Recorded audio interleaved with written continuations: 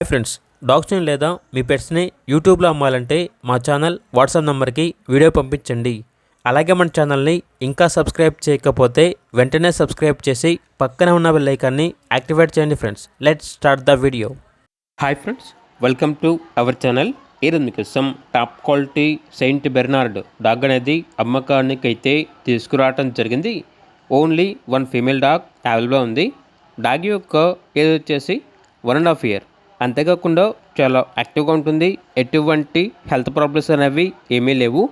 Near to heat అనగా హీట్కి రావడానికి చాలా దగ్గరలో ఉంది అని అయితే చెప్పడం అయితే జరిగింది.